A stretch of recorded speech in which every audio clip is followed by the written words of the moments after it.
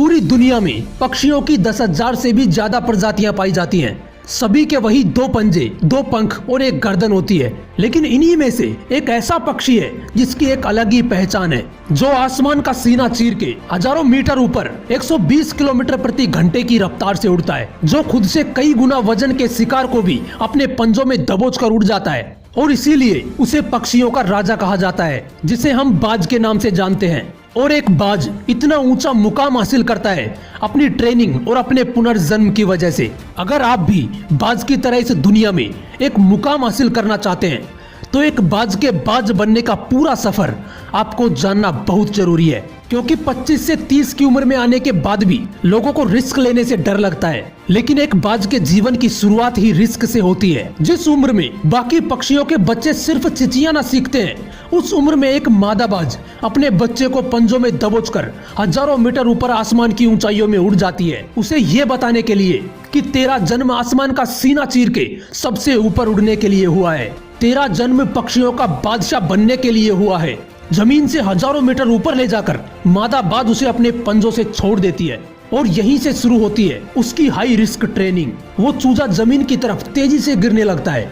थोड़ा नीचे आता है तो उसके पंख खुलने लगते हैं। नीचे आते आते वो अपने पंख फड़फड़ाने लगता है, लेकिन वो अभी तक उड़ना नहीं सीखा है। वो जमीन से कुछ ही मीटर ऊपर होता है। ऐसा लगता है कि कुछ ही सेकंड्स में इसका जीवन समाप्त हो जाएगा, लेकिन अचानक एक पंजा उसे अपनी गिरफ्त में लेता है और वापस आसमान में उड़ जाता है। वो पंजा होता है उसकी माँ का, जो उसके पीछे उड़ रही थी।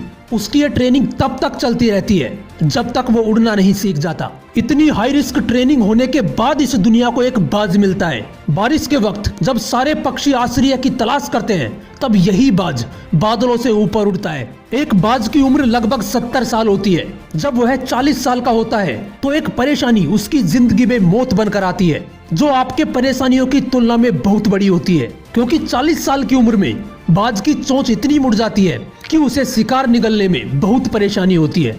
उसके पंख भारी हो जाते हैं, छाती से चिपकने लगते हैं, जिससे उड़ना बहुत मुश्किल हो जाता है। उसके पंजे लंबे और लचीले हो जाते हैं, जिससे वो शिकार को सही से नहीं पकड़ पाता। अब उस बाज के पास सिर्फ 3 रास्ते होते हैं। पहला, वो अपना शरीर त्याग सकता है।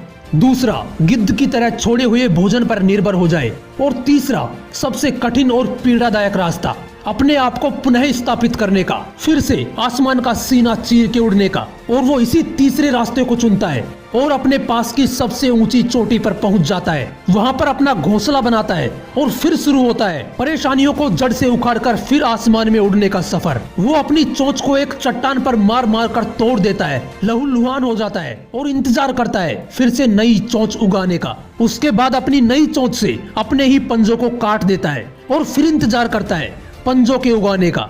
उसके बाद वो अपने एक एक पंख को अपने शरीर से अलग करता है और फिर इंतजार करता है नए पंख उगाने का। और इस प्रक्रिया में उसे समय लगता है पूरे 5 महीने का। इन 5 महीनों की कड़ी तपस्या से एक बाज का पुनर्जन्म होता है। वो फिर से तैयार हो जाता है आसमान का सीना चीर के उड़ने के लिए। जो 3 रास्ते बाज के पास थे, वही 3 रास्ते आपके पास भी होते हैं। लेकिन कुछ लोग पहले रास्ते को चुनते हैं और परेशानियों के बोझ तले दबकर सुसाइड कर लेते हैं। ज्यादातर लोग दूसरे रास्ते को चुनते हैं। वो परेशानियों का बोझ पड़ते ही अपने लक्ष्य को छोड़कर एक नॉर्मल लाइफ जीने लगते हैं। और कुछ वो लोग भी होते हैं जो इन परेशानियों को लात मारकर अपनी मेहनत के दम पर बाज की तरह आसमान की बुलंदियों को छूते हैं। दोस्तों, बाज की ये ट्रेनिंग हमें एक बहुत बड़ी सीख देती है कि अगर रिस्क लेना पड़े तो लो, लेकिन अपने फील्ड में अपने आप को इतना ट्रेन कर लो कि उस फील्ड में आपसे ऊपर उड़ने के बारे में सोचकर ही लोगों के पसीने छूट जाएं।